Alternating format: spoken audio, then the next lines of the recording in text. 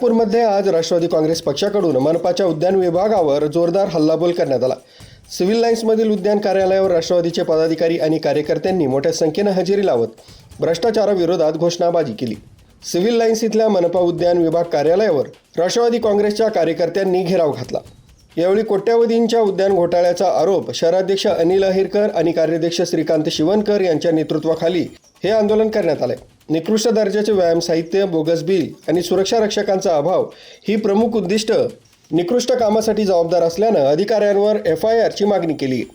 शहराध्यक्ष अनिल अहिरकर यांच्या नेतृत्वाखालील शिष्टमंडळाने उपायुक्त गणेश राठोड यांना 2 आठवड्यांचा अल्टिमेटम दिलाय। दोषींवर निलंबन तसंच फौजदारी कारवाईची मागणी केली आहे। तसंच निकृष्ट दर्जाचं साहित्य पुरवठा करणाऱ्या कंत्राटदारांना काळ्या यादीत टाकण्याची देखील मागणी राष्ट्रवादीने केली। या आंदोलनात महिला, युवक आणि वरिष्ठ पदाधिकारी मोठ्या संख्येने सहभागी झाले।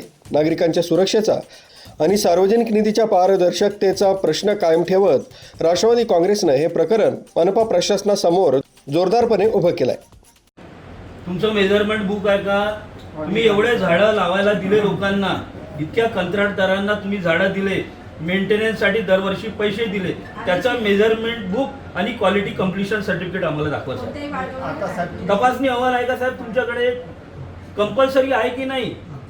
साहेब मला एक गोष्ट सांगा, क्वालिटी कंप्लीशन सर्टिफिकेट जे कामं तुम्ही आजपर्यंत दिलेले आहे, ज्या माध्यमातून दिलेले आहे, जेही जिमसाठी दिलेले आहे, ग्रीन जिमसाठी, किंवा जे झाडं तुम्ही लावलेले आहे, जे रस्त्यावर दुभाजकामध्ये जे झाडं लावलेले आहे, या सगळ्यांचे तुम्ही मेंटेनन्सचे कंत्राट दिले आहे की नाही? मला नाही दिले आहे की नाही?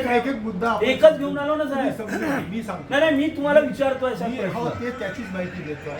ग्रीन जिमचं आपलं असं आहे की नागपूर शहरात मुख्यमंत्री निधी, DPDC फंड आणि नुसती गार्डनमध्येच नाही, आपल्या प्रभागातल्या ओपन स्पेसेस हे क्रीडा विभाग बघतात। त्याच्या मार्फत असे विविध एजन्सी मार्फत ग्रीन जिम मागच्या 20 वर्षात लावले आहेत आणि त्या 20 वर्षात लावल्यानंतर त्याचं कोणत्याच एजन्सीने देखभाल केली नाही। अल्टिमेटली आम्ही उद्यानाची आमच्याकडे होती, परंतु नागरिकांच्या सर्वांच्या तक्रारी आमच्याचकडे येत आहेत।